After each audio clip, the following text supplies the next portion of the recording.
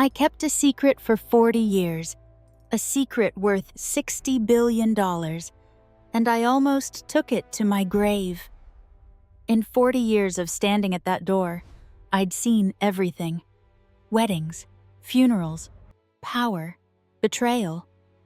But nothing prepared me for the night she walked in wearing a borrowed dress, and I recognized her eyes. They were her father's eyes, the man I'd sworn to protect, the man who died before I could keep my promise.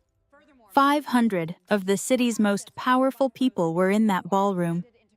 They watched her husband drag her across the marble floor and throw her down like she was nothing. Her blood hit the stone, and not one person moved. Not one. But then her pendant snapped from her neck. It slid 20 feet across that shining floor and stopped right at my shoe. My hands started shaking because I'd seen that pendant before, once, in her father's hands. The night he asked me to carry a secret that would burn everything down. I picked it up. I read the engraving, and I finally understood the woman bleeding on that cold marble floor. She owned every inch of it. Here's what this story will remind you. The people others dismiss as powerless are often the ones holding the most thunder. Your silence in the face of injustice is never neutral, it's a choice. If that hit you somewhere deep, subscribe right now and turn on notifications, because every story on this channel exists to remind you that truth always arrives exactly on time. Drop a comment below. Would you have stayed silent? And share this with someone who needs to hear it today. The security tapes showed it all in that cold, detached way they do. A woman in a borrowed gown, stumbling on a marble floor, a man's hands, still out from the push, 500 guests, in their fine clothes, motionless as wax figures in a nightmare museum. Then came that sound, that sickening thud, of a body hitting solid Italian stone. I saw Lenora Washington go down in the Harrison Ballroom, and the shock of it seemed to travel right through the floor into my own bones. Blood blossomed on her lip, a shocking red against all that white. For a second, the only sound in that $60 billion palace was her own shallow breathing, her silver pendant, the one I knew her grandmother gave her when she was just 8 years old, snapped from its chain and spun across the floor, catching the light from the chandeliers before it settled by my polished black shoes. Nobody went to her. 500 of the city's elite saw a woman bleeding on the ground, and not a single soul moved. In that world, power is the only thing that speaks, and everyone there thought Lenora Washington was silent. Her husband Darnell stood over her, his chest heaving, his face a mask of ugly victory. His mother Beverly held her champagne flute high as if toasting a conquest, and Candace Thornton, the woman who had taken Lenora's place, just laughed as she walked away. But from my post by the door, they didn't see me bend down. They didn't see me pick up that pendant. They didn't see my hands shake as I read the words engraved on the back. And they certainly didn't hear me mutter into my radio, my voice trembling after 40 years of waiting for this very night. Code Harrison. Ballroom. She's here. Get Mr. Vincent now. Just 72 hours before, I wouldn't have recognized the woman she was becoming. Not a total transformation, but like someone who'd been slowly erased over time. I'd watched it happen over 5 years, piece by painful piece, until she forgot the sound of her own voice when it wasn't saying sorry. She'd wake at 5:15 on a Tuesday, in an apartment she could hardly afford. The other side of her bed cold and empty because he hadn't come home. Again. She'd given up being surprised by it. Surprise needs hope. And I saw that Lenora had lost hope in Darnell Washington years ago. But she still made his breakfast. 2 plates of scrambled eggs with cheese, toast with butter, coffee with 2 sugars, just how he liked it. 1 plate always went cold, untouched. and she would scrape it into the trash can around 7:30 before she left for her job. I'd see the flicker of sadness in her eyes, a quiet pain that had become as routine as her morning coffee. The apartment was tiny but immaculate. I knew his mother, Beverly, would show up without warning, running a white glove over shelves, searching for failure. The furniture was all secondhand, but the one beautiful thing was a picture of her grandparents, Thomas and Ruth, standing proud in front of their small house in Georgia. Their smiles were so genuine, you could almost feel the sunshine from the photo. I'd see her touch the frame as she passed, a small ritual she'd started after Ruth passed 2 years back. Thomas had gone the year before. Both of them gone, taking their strength and their secrets with them. She drove to her job in a car with 187,000 miles on it, its check engine light a constant glowing orange dot on the dash, a warning she couldn't afford to heed. Darnell had borrowed her savings 4 months earlier for some opportunity, and the money just vanished. She knew better than to ask. At Riverside Memorial Hospital, though, Lenora was a different person. I knew this because my own grandson was treated there. She worked pediatric oncology, with kids fighting impossible wars, and she was a warrior right alongside them. The children called her Miss Lenora, and their crayon drawings covered the inside of her locker. Their parents trusted her with their whole worlds, and she handled that trust with a gentle strength that seemed unbreakable. Her boss, Dr. Crawford, stopped her in the hall that morning with news that made her spirit soar. "I want you to know," he said, "we're considering you for the head nurse position. You've earned this, Lenora. Your patient outcomes are the best on the floor, and every family sings your praises." I can just imagine the tears in her eyes, the good kind, the kind she hadn't felt in forever. "Thank you, doctor," she'd have said. "That means the world to me." That little spark of hope carried her through the morning. At lunch, she sat alone, staring at her phone.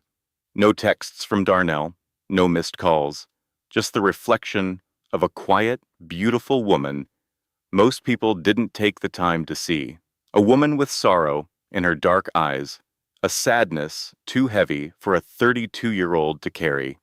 Her silver pendant rested on her collarbone, a faint glimmer under the harsh lights. Her best friend, Clara Jenkins, showed up then, carrying 2 plastic containers and an opinion she was ready to unload. "Girl, don't tell me you're sitting here staring at a blank screen, waiting on that man." Clara set down the food with a thud. "I've got something my therapist told me, and you need to hear it." Lenora would have just said, "Clara, I'm fine." "You are not fine," Clara would have shot back. "You're eating a sad little salad because he took your grocery money for a business deal. Let me tell you something. When a man shows you his true colors, you believe him. You're waiting for version 2.0 of a man who never even downloaded the first update." Lenora probably laughed, a real laugh. The sound of it, a surprise even to her. Clara could do that. She was a force of nature. Loud where Lenora was soft, fierce where Lenora was kind. She knew how to wrap hard truths in a joke to make them easier to swallow. Clara pushed a container toward her. "Eat," she'd say, "and listen. You know what they say about insanity? Doing the same thing and expecting a different outcome. You've been keeping that man's dinner warm every single night for 5 years, acting like he's going to show up with an apology and a bouquet. He's my husband, Clara. A husband who doesn't come home, a husband who uses you for money, whose mother treats you like you're something she scraped off her shoe." Clara would have leaned in, then, her voice dropping. "You deserve better than this, Lenora. You have to know that." Lenora would have touched her pendant, her source of comfort. "I know," she'd say, her voice barely a whisper. But knowing it and doing it are worlds apart. Clara would have looked at her, her eyes full of worry. and said the words that would echo later when the world was watching. There's a big difference between holding on and just waiting to sink, girl. And I'm getting real scared about which one you're doing. I remember that Tuesday night because the smell of garlic bread was coming through my window, the good kind from that fancy Italian place downtown. I saw Lenora get home from her nursing shift, looking tired like always.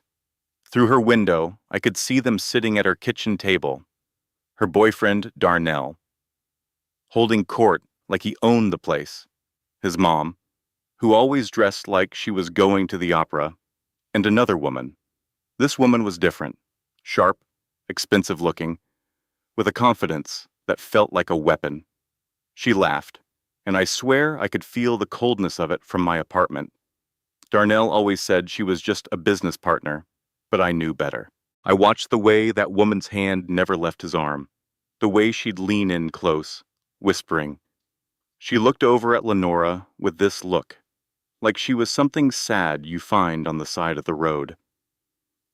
His mom, Beverly, said something sharp, and I saw Lenora flinch, even though I couldn't hear the words. Lenora put her bag down so softly, moving around her own apartment, like she was afraid of making a sound. She was trying to be invisible. Then I saw it, glinting on the other woman's wrist as she lifted a fork. It was a bracelet, a specific one. I knew that bracelet, a thin gold chain with a little heart. I'd seen Lenora wear it 100 times, always touching it like it was precious. She'd told me once that Darnell gave it to her for their first anniversary. Back when he still looked at her with kindness. It had vanished a couple months ago, and I'd heard her crying about it through the walls.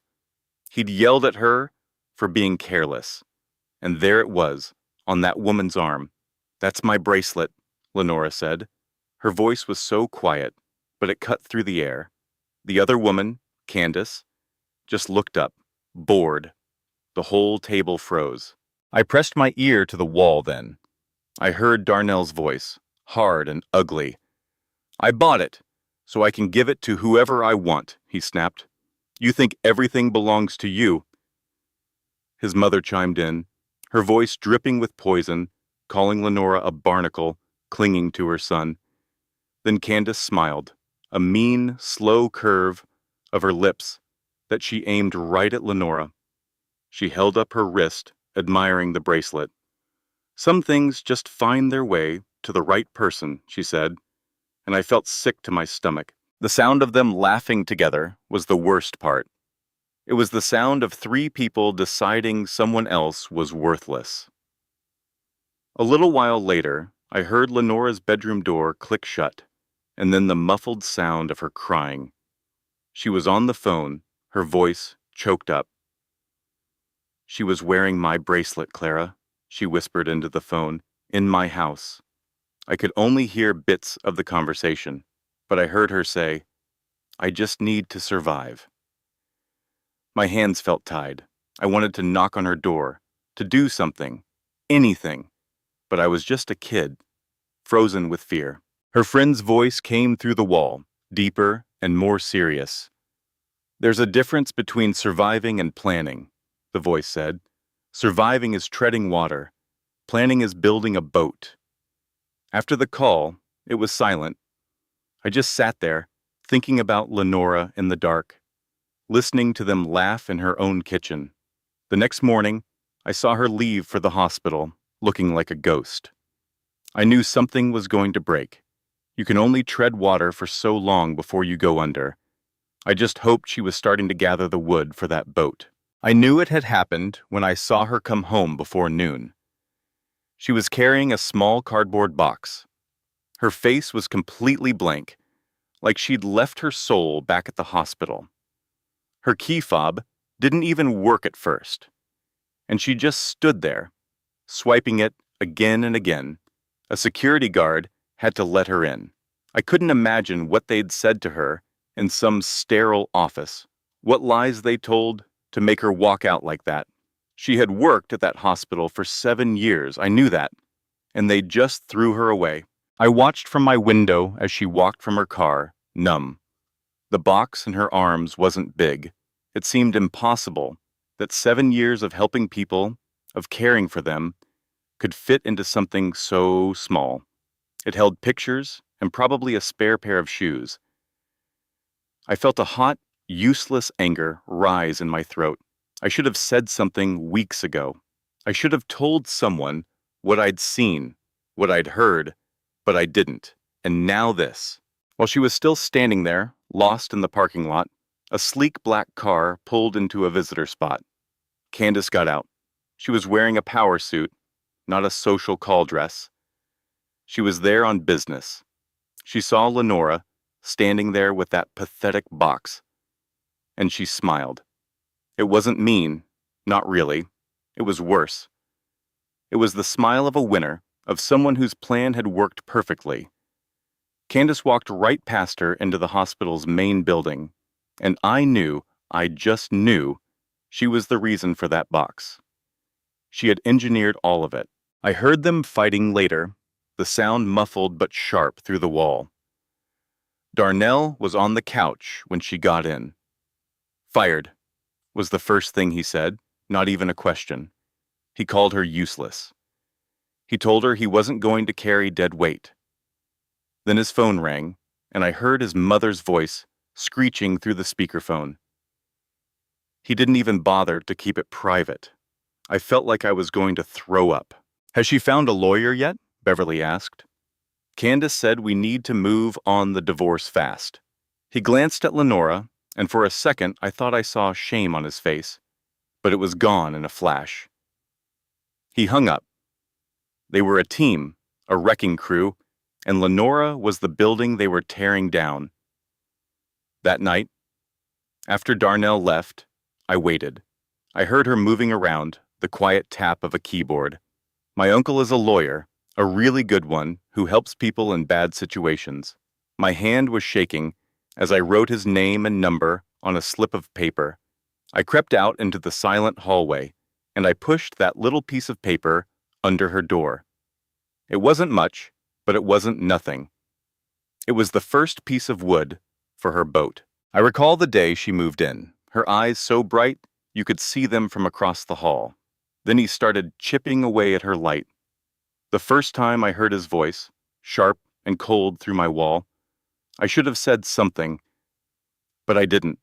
This morning, I watched her come home, looking like a ghost, and the weight of my silence felt heavier than ever.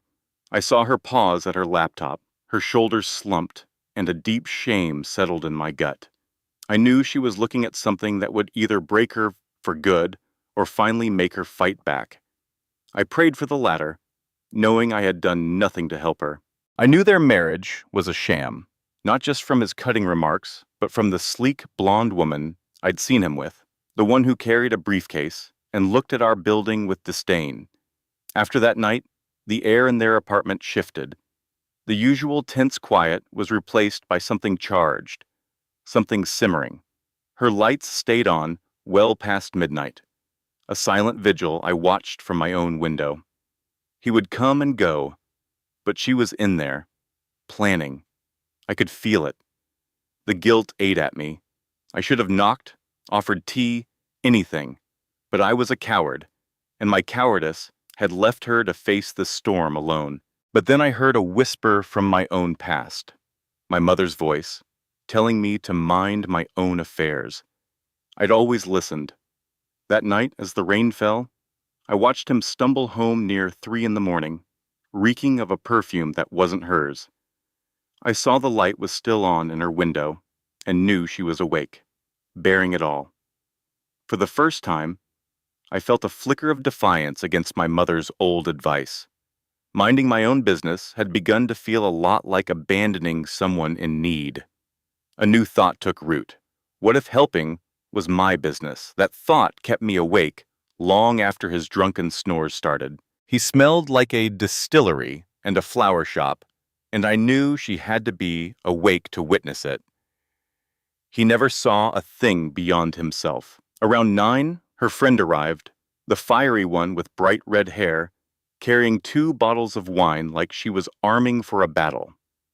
I watched through my peephole as they met at the door, and for the first time in what felt like years, I heard a sound from apartment 4A that sounded like a genuine laugh. It was brief, but it was there. Hope, a dangerous and unfamiliar feeling, began to stir in my chest.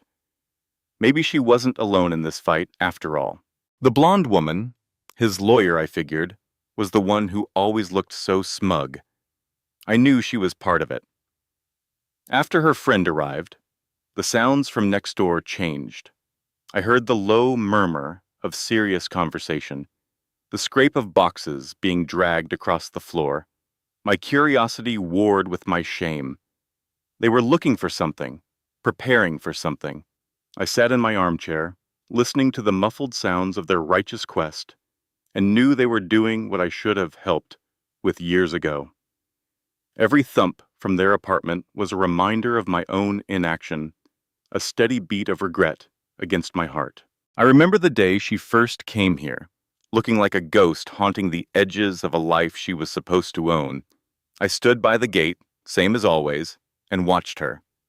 For 2 long years, I'd watched the vultures who took this house pick it clean of its warmth.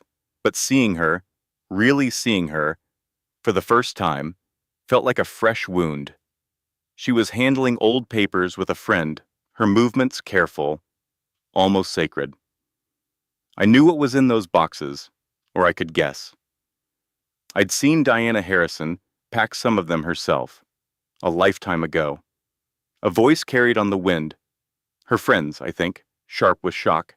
A name was spoken, Marcus Harrison. My heart seized up in my chest. I knew that name.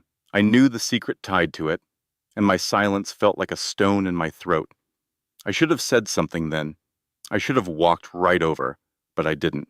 The weight of my promise to him pressed down on me. The room must have felt like it was closing in on her. I saw her through the window, saw her fall to her knees, her hands shaking as she took the document. A birth certificate. I didn't need to see it to know what it said. Harrison.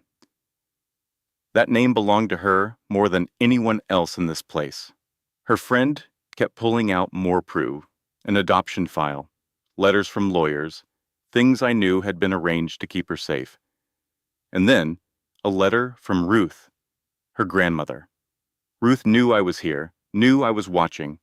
She'd trusted me. For 2 years, I had watched this girl grieve from afar, never knowing that I held the key to her past. A key I was too afraid to turn because I'd given my word to a dead man. I was a coward. I saw her hold that envelope like it was a sacred relic, her face streaked with tears as she recognized the handwriting. The rain had stopped, and the afternoon sun cast long shadows into her room, illuminating the dust motes dancing around her. From my window, I watched her read, her posture transforming with every line. She went from being a wilting flower to a woman forged in steel right before my eyes. My own grandmother used to say that truth arrives right on time, never a moment too soon. Seeing Lenora stand taller, I finally believed it. The fear in her was being replaced by fire. So they had been lying to her, her whole family, to keep her safe. It was a story worthy of a movie. As she stood there, absorbing a truth that would shatter a lesser person, I saw her friend speak, her expression a mix of awe and disbelief. I could almost hear the words hanging in the air between them, words about foundations and estates. Lenora looked at her friend, and though I couldn't see her face clearly, I knew the look. It was the moment a person realizes they have power they never knew they possessed. It was the beginning of the end for that cruel man next door. Her eyes found the pendant at her neck, and a lifetime of questions finally had an answer. She moved with a purpose I had never seen before, picking up her phone and dialing with a steady hand. I could hear the faint, muffled sound of her voice through the wall. It wasn't the timid, hesitant voice I'd hear in the hallway. This was the voice of a woman claiming her name, her legacy. The tone was so clear, so firm. It sent a shiver down my spine.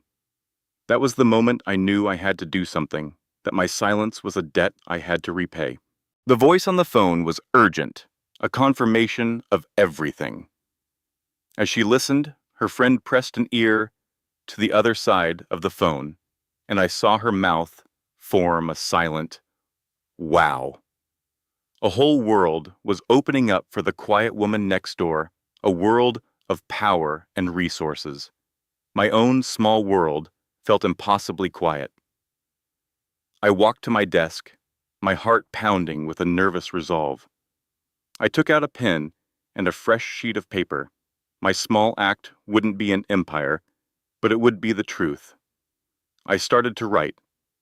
To whom it may concern, I wrote, my hand shaking just a little, I have been Darnell's neighbor for 5 years, and this is what I saw.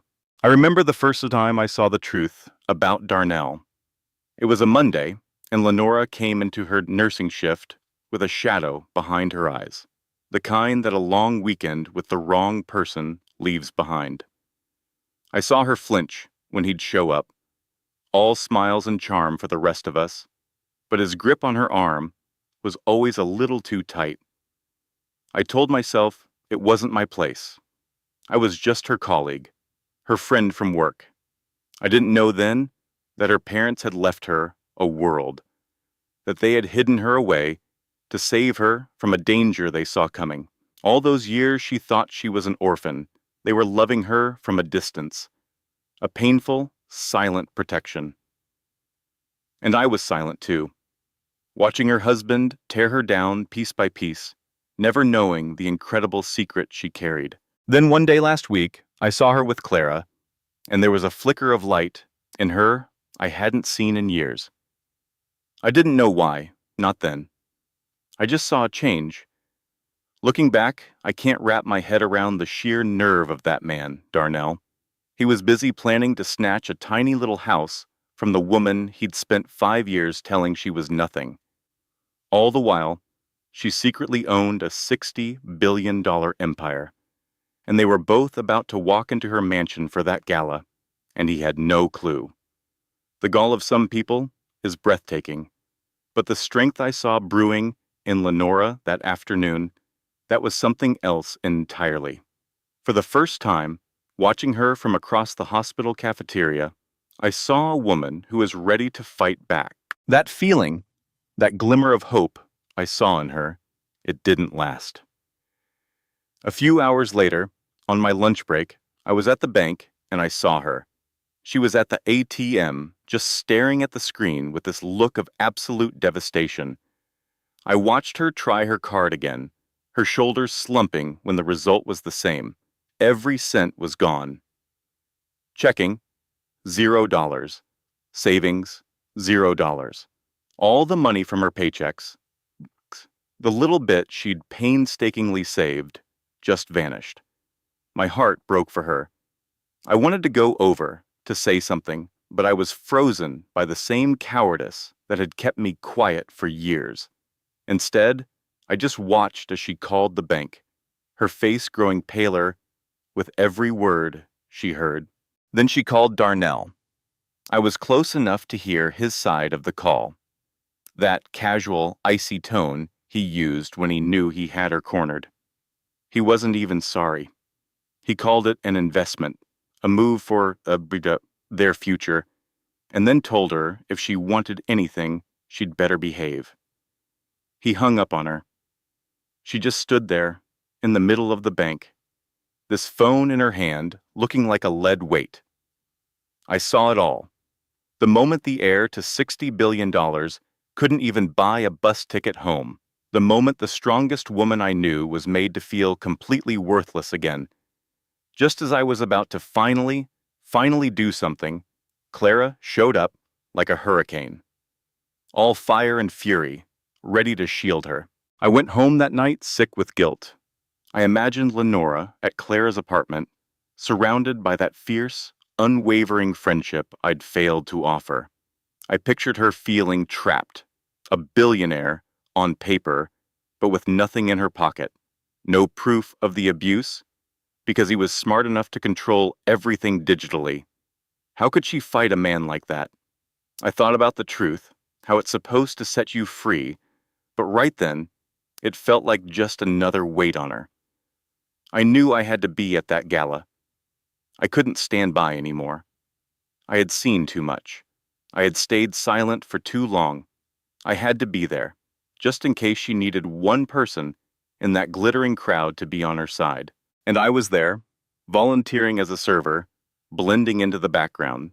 The Harrison estate was unreal, shining against the night sky, a palace of impossible wealth. The air was thick with the scent of money and power. I watched these people in their expensive clothes and jewels, all of them posturing, all of them performing. They moved with an easy confidence, completely unaware that the real owner of this cathedral of wealth, the person with more power than all of them combined, was about to walk through the door with nothing but the truth and a borrowed dress. I felt a knot of dread and excitement in my stomach. The whole thing felt like a powder keg waiting for a match. When I saw her, my breath caught. Clara had worked some kind of magic. In a room screaming with diamonds and designer labels, Lenora was a vision of quiet grace in a simple black dress. She wasn't playing their game, she was above it. She was the one thing in that room that felt real. Everyone else was noise, sparkle, a performance. She was substance. I saw her looking around, taking it all in, her expression a mix of awe and resolve. I knew nobody there would give her a second look. Not until they were forced to. They were all too busy looking for the next richest person in the room, never suspecting it was the quiet woman by the door. I watched from across the ballroom as Mr. Vincent gave her a subtle nod from a side entrance. The plan was in motion. I saw her say goodbye to Clara, a hug so tight it spoke of years of trust and fear and hope. Then she took a deep breath and walked into that room full of sharks. It felt like watching someone step off a cliff, hoping they'd remember how to fly. My hands were shaking so badly I almost dropped my tray of champagne glasses. I wanted to scream, to tell Darnell his time was up, but I held my tongue. This was her moment, her fight. My role was to watch, and for the first time, to be ready to act if she fell. It didn't take long to spot him. Darnell was exactly where you'd expect him to be, center stage, charming a circle of important-looking people, looking every bit the man of success. It made me sick. I'd seen him after he'd spent a weekend chipping away at Lenora's soul, and here he was, wearing a suit probably bought with her stolen money. Candace was plastered to his side, looking like she'd already picked out new curtains for the place. Beverly was there too, circling like a vulture. They were a pack, and I watched them, my heart pounding with a mix of fear for Lenora and a rage that had been simmering for years. I kept an eye on Lenora as she moved along the edges of the room, invisible by choice. It was a skill she had perfected at home, but here, it was a weapon. I saw her find the portrait of her parents. She just stood there, looking at the faces of the people who had given up everything for her. The weight of that moment was palpable, even from across the room. That's when Darnell saw her. I saw his whole body tense up. He moved toward her, his voice too low for me to hear from my spot, but I didn't need to. I knew that tone. It was the one he used right before the storm hit. I started moving closer, pretending to clear glasses. His voice was a low snarl. "What the hell are you doing here?" he hissed. I saw Lenora stand her ground. Then Beverly and Candace closed in, their words dripping with poison, calling her a stray cat, suggesting someone call security. I saw that old familiar fear flash in Lenora's eyes, the response he had conditioned in her for 5 long years. But then it was gone, replaced by a cold, hard calm. As the word security was spoken, I knew my silence was over. I clutched the phone in my pocket, the phone with the recording of his threats from the bank, and began to walk toward Mr. Vincent. It was a small thing, but it was my truth, and I was finally going to let it be heard. It all began with a letter, one from a grandmother whose love was deep enough to conceal the biggest secret imaginable. She looked straight at Darnell, ready to say what she'd come for. I know about the emails, Darnell. I know about the scheme to seize my grandmother's property. I know Candace invented the complaints that got me fired, and I know you emptied our bank accounts just yesterday. The chatter around them died down, the way a crowd hushes when it smells a fight brewing. It wasn't a silence of shock, but of anticipation, the kind that comes with wider eyes, tilted glasses, and the silent acknowledgement that this drama would be perfect fodder for tomorrow's brunch. Darnell's expression shifted through 3 phases in a blink. First, pure, unguarded surprise, the face of a man caught red-handed, then a cold calculation as his mind sorted through his options, like a computer running algorithms. And finally, he landed on the one that always worked, righteous anger. "You're being irrational," he boomed, loud enough for everyone nearby to hear. "She's been this way for months, paranoid, hostile. It's why she lost her job." Beverly joined in, right on cue, singing the verse she'd been practicing for ages. "Someone needs to get her help. She's obviously having a breakdown." And Candace, sliding into her role as the calm professional, delivered the line meant to spring the trap. "As an attorney, I'd strongly advise you to stop making claims you can't substantiate, Lenora. Slander is a very serious offense." Lenora felt the moment become solid. This was it, the showdown she had prepared for, where the truth was supposed to conquer all the power and lies.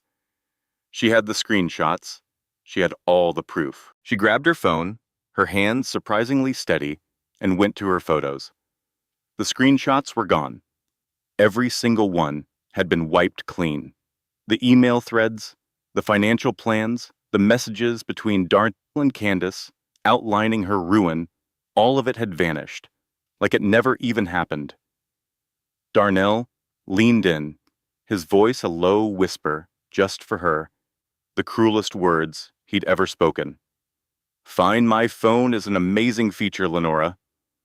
I saw you screenshotting everything as it happened. I deleted them this morning, right after I took your money." He pulled away with a smile that the party guests would see as patient concern for his unstable wife. "Honey," he said, his voice dripping with fake compassion for his audience, "why don't we get you home? You're not feeling well." The whispers started instantly. "Poor thing, she looks so lost. I heard the hospital let her go. Such a tragedy. He's so good to her." Candace was already managing the narrative with a group of women close by, her lawyerly voice smooth and convincing. She's been battling some serious mental health challenges for a while now. It's truly heartbreaking. We've been trying our best to support her. Lenora was trapped in the middle of a room of people who now thought she was insane, clutching a phone with no evidence, wearing a borrowed dress that felt like a cheap costume. The walls of their trap snapped shut around her, perfectly designed, leaving no escape. Then Darnell seized her arm, his fingers digging into the soft part above her elbow, the exact spot he always chose, a place that bruised easily but stayed hidden by her sleeves. "I told you to leave," he hissed, the gentle facade gone now that he knew the crowd was his. "I'm so sorry, everyone," he announced, dragging her toward the door. "My wife is unwell. She's been making these wild accusations for weeks. We're trying to get her the care she needs." "Let me go," Lenora said, trying to yank her arm free. "Don't you touch me. See," he said, turning back to the room with a look of utter exhaustion. "This is what I have to put up with. She's aggressive, unstable. I've done everything I can." Beverly materialized next to them, champagne in one hand, poison in the other. "Poor dear, an orphan, you know. No proper raising, no family, no foundation. It was just a matter of time before she shattered. Candace?" Standing a few feet away, but making sure her voice carried, laid the final brick in the wall. It's quite common in cases of childhood abandonment, actually. The attachment disorders present as paranoia and aggression. I've seen it documented in numerous studies. Lenora looked across the grand ballroom at the 500 faces staring back. Their expressions a mix of discomfort, morbid curiosity, and the cheap pity people show when they think someone is having a public meltdown. Not a single face showed what she was searching for. Not one person in that entire, opulent room seemed willing to admit that what was happening was wrong. The tears started then, not the silent, controlled ones she had mastered, the kind that fall without a trace, but real, ugly tears that twisted her face and shook her whole body, making sounds she couldn't contain. "Doesn't anyone see what is happening?" she asked, her voice cracking. "Can't anyone see this?" Darnell's expression changed.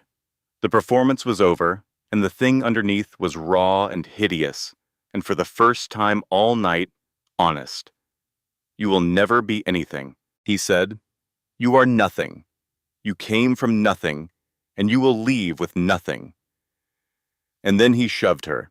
His hand slammed into her shoulders with a force that shot through her entire frame. She stumbled backward, the borrowed heels catching on the dress. Her arms flailing for something to grab onto, but there was only air. The chandelier spun above her, and the marble floor rushed up to meet her like a final judgment. The impact sent a crack through her shoulder.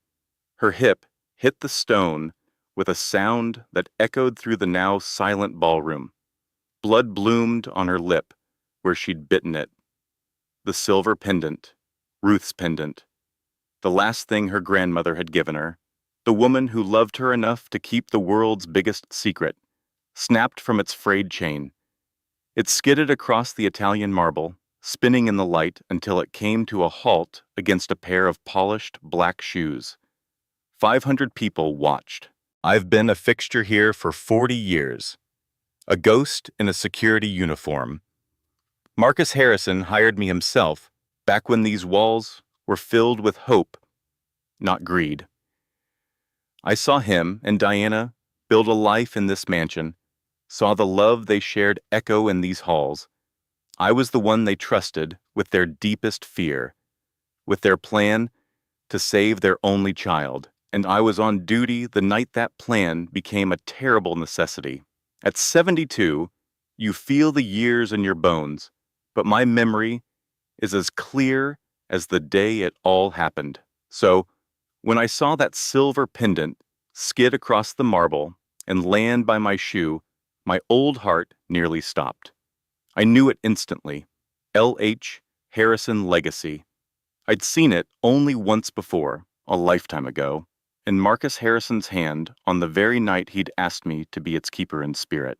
"If we don't make it, Wilson," he'd said, his voice thick with a sorrow no father should ever know, "this will bring her home.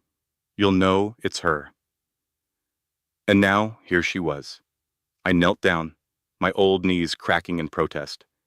She was on the floor, hurt, bleeding, but her eyes, they were his. I saw Marcus staring back at me through her pain. I saw Diana's strength in the way her hand, shaking, reached for that piece of silver. "Miss," I whispered, my voice rough with disuse and decades of unshed grief. My hands trembled as I helped her sit up. "Are you okay?" She could only nod. The lie I'd been living was over. I picked up the pendant, my promise to a ghost finally coming due. I read the letters one last time, not because I had any doubt, but because the truth deserved that moment of reverence. Then he raised his radio to his lips and spoke into it, his quiet voice carrying the weight of a man who had waited 40 years for this exact moment. "Code Harrison. Ballroom.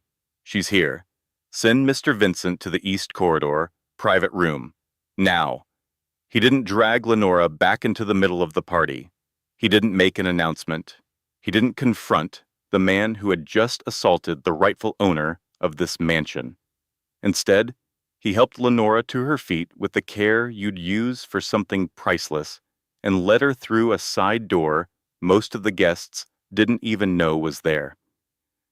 He took her down a hall lined with portraits of her own ancestors to a private room where the world was quiet and couldn't touch her.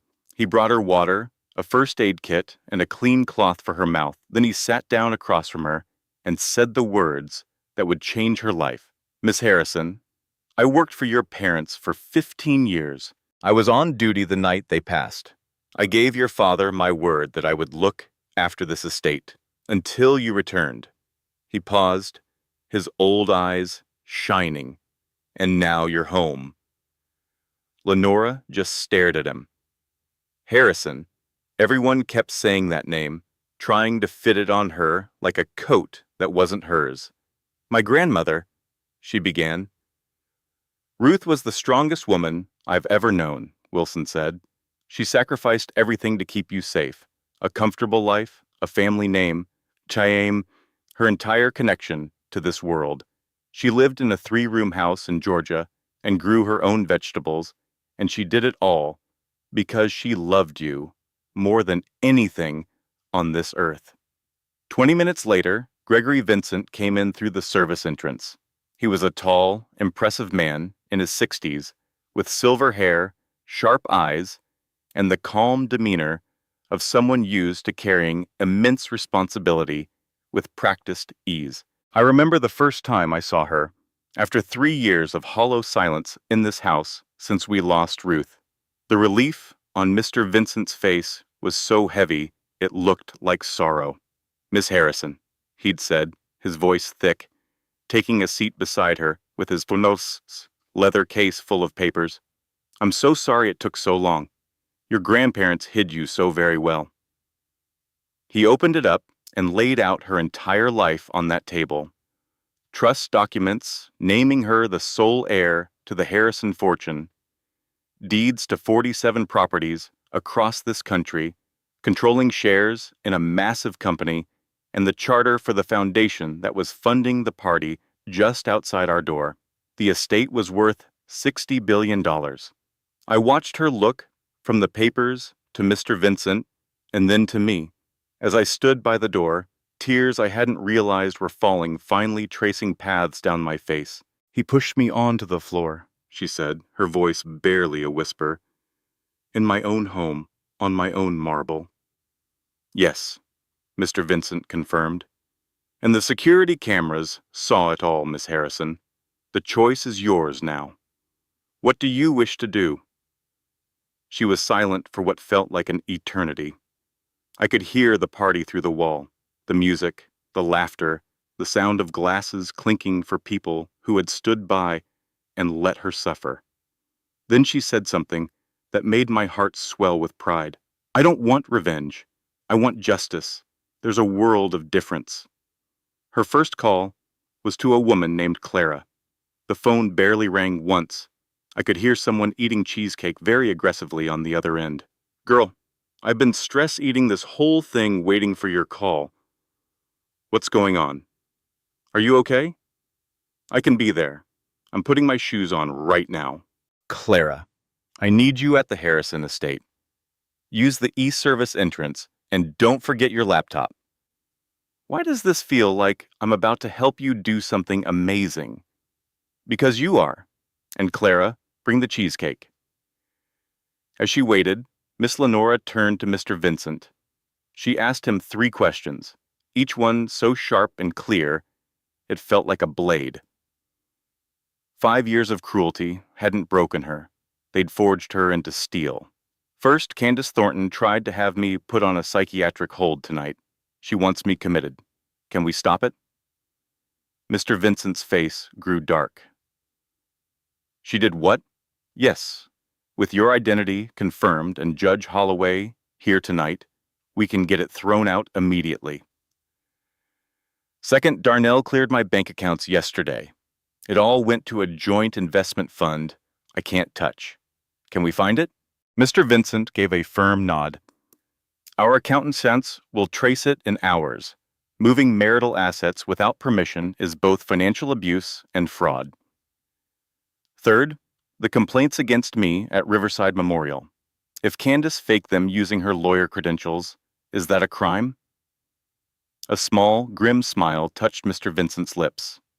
It's more than a crime. It's enough to get her disbarred. And using fabricated evidence to mess with medical licensing? That has federal consequences. She looked right at him, her gaze unwavering. Then this is what we're going to do. She didn't march back into that party. She didn't get on a stage to make a grand announcement. She didn't need 500 witnesses to know her own power. Instead, she had Mr. Vincent quietly find 3 people in that crowd. The first was the board chairman for Riverside Memorial Hospital, a Dr. Thomas Reed, who was sipping champagne by the bar. I watched Mr. Vincent approach him quietly, showing him proof that the complaints against Miss Lenora, now confirmed as Lenora Harrison, were fraudulent, filed by a corrupt attorney. Dr. Reed's face cycled through a few shades of alarm before landing on a white that told me he was already thinking about lawsuits. The second was a real estate man named Richard Calloway, who handled all of Darnell's deals. Mr. Vincent informed him, just as quietly, that Darnell's wife was the actual owner of the Harrison estate. The man's drink stopped halfway to his lips and just stayed there for a good 15 seconds. The third was Judge Patricia Holloway, a family court judge with a reputation for having no patience for domestic abusers. Mr. Vincent showed her the security video of Darnell shoving Miss Lenora, along with proof of the financial crimes, the fake evidence, and a 5-year history of emotional torment. The judge watched that video twice, and her face hardened into a look I'd hate to see aimed at me. While all these quiet conversations were happening on the edges of the room, Darnell, Beverly, and Candace were celebrating right in the center. They had no idea the world was falling out from under them. They were too busy patting themselves on the back for a victory they thought they'd won. Then it all started to unravel. Richard Calloway was the first to approach Darnell, his face pale as if he'd just found out his foundation was cracked. Darnell, he said, very carefully, I just had a fascinating chat. When exactly were you going to tell me your wife is a Harrison? Darnell just laughed. A what? My wife's a nobody, just some nurse from Georgia. Richard stared at him for a long, heavy moment.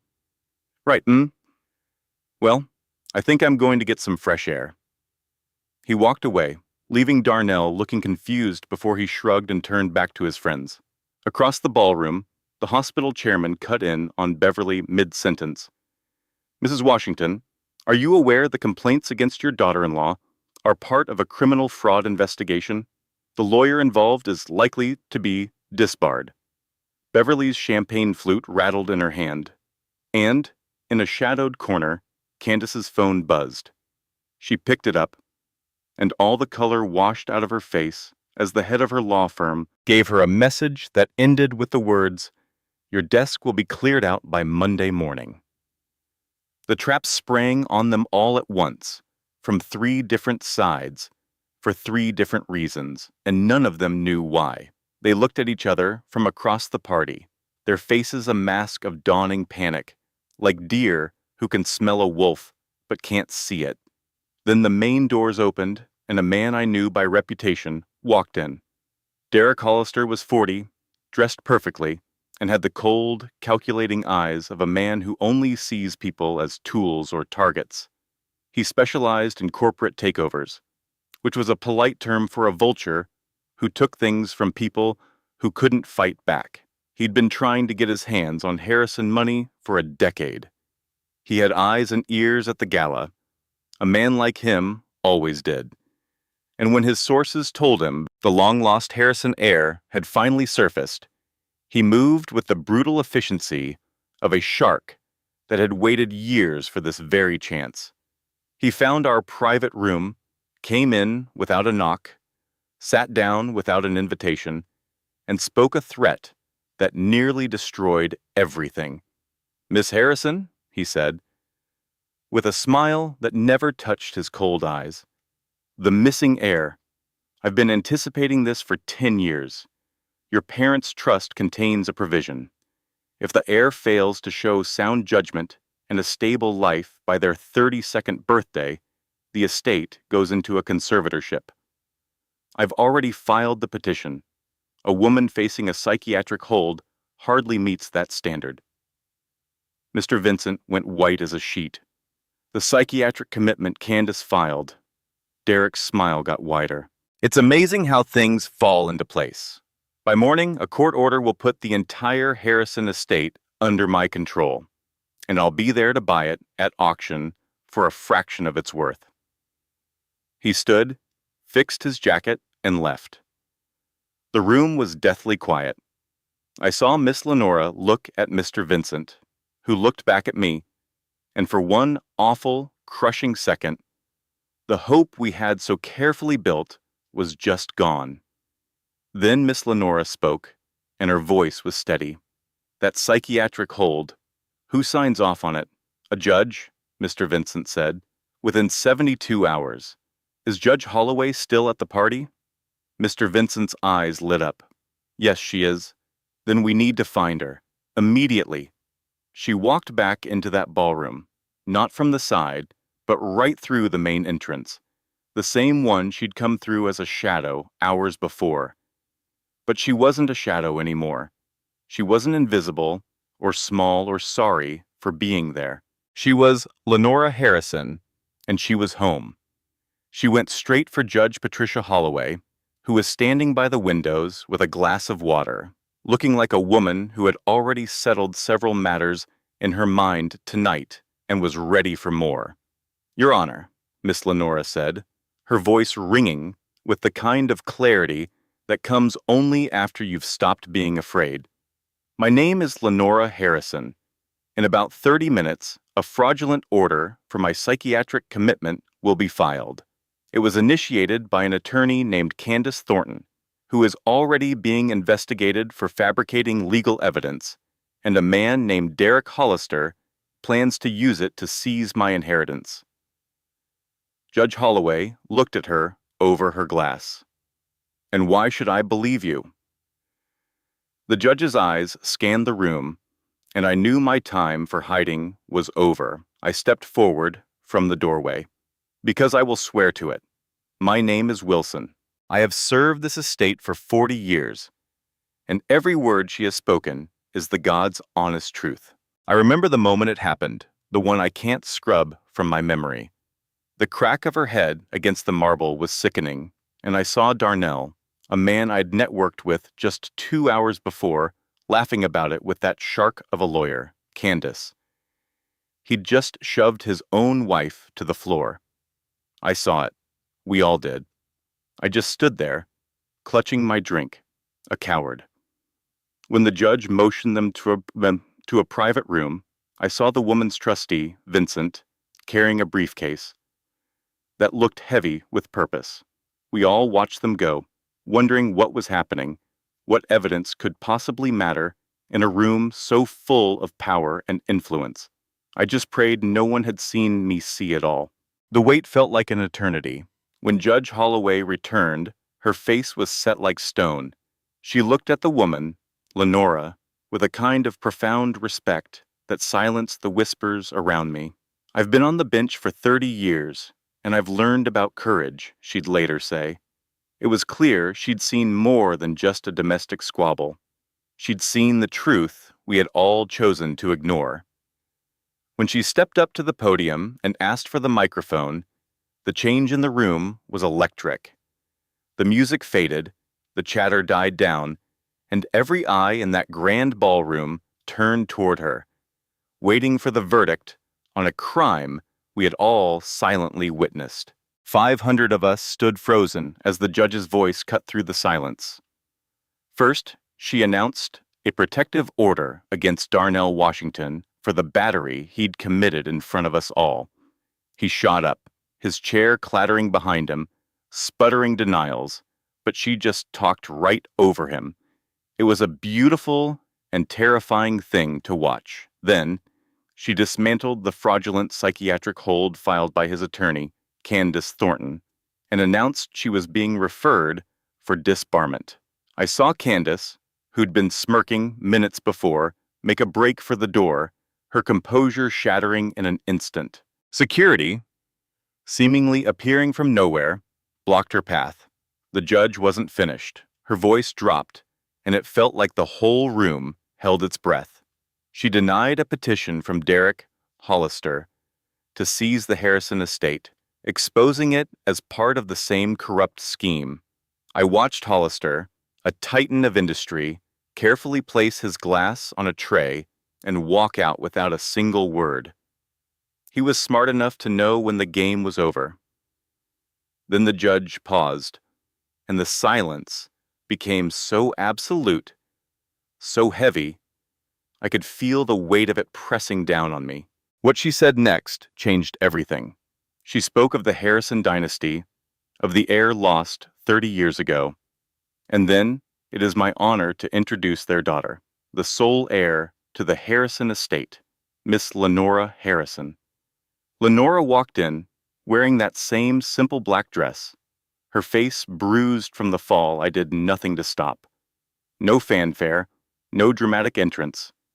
She just walked back into the room, her silver pendant catching the light, and suddenly I understood that her power had been there all along. We just hadn't been willing to see it. We had all dismissed her. I heard the whispers, saw the sneers. Darnell's worthless wife, Beverly's charity case. She wasn't just standing on the marble floor, she owned it. She owned everything. The realization rippled through the crowd. A tidal wave of shock and recalculation. I looked at Darnell. The man's face had gone slack, his cruelty and confidence draining away until he looked like a ghost. He just kept whispering, "That's impossible. She's nobody." He was wrong. He had been wrong about everything. "She's everything," Vincent's voice boomed, stepping forward to stand with her. He laid it all out. The $60 billion mansion was hers. The foundation hosting the gala was hers. The entire dynasty belonged to her. Beverly's champagne flute slipped from her hand, the sound of it shattering, echoing the destruction of their lies. Lenora finally looked at Darnell, the man who had tried to break her, and her gaze wasn't angry. It was just clear. She saw him for the small, hollow man he was, and in that moment, so did the rest of us. "You pushed me to the floor of my own house," she said, her quiet voice carrying across the silent room. And the worst part is that it shouldn't have mattered. Her words were a judgment on all of us. She turned to Beverly, who looked like she might collapse. "You called me worthless, but the only thing that changed for you tonight was my bank account. That tells me everything about who you are." Beverly's mouth opened and closed, but no sound came out. For once she was speechless. Then Lenora's gaze fell upon Candace. "You stood by him while he destroyed me because you thought he had power," Lenora told the disgraced lawyer. "But he has nothing. He never did. And now, neither do you." It was then that a cook from the kitchens, a woman named Clara, yelled out from the back, "The audacity of these people could power a whole city." A few people laughed, a nervous, fractured sound. It wasn't really funny, but it broke the horrible tension, letting some of the shame and shock escape the room like steam from a kettle. As security led Darnell, Beverly, and Candace away, the reality of what we had done, or rather not done, settled over us. Darnell was still shouting about his rights, Beverly was crying fake tears, and Candace was just a hollowed-out shell of the predator she'd been an hour ago. We all just stood there, in our expensive clothes, feeling the deep, collective shame of having watched a woman be assaulted and doing nothing. We failed her. Every single one of us. Lenora didn't offer us forgiveness. She just let us stand in our silence. She didn't scold us or preach. She just stood there, in her borrowed dress, and announced the gala would continue. All donations, she said, would fund scholarships for orphaned children in her parents' memory. The applause that followed was heavy with guilt and a raw, humbled respect. 6 months later, I read about the new Harrison Foundation scholarship.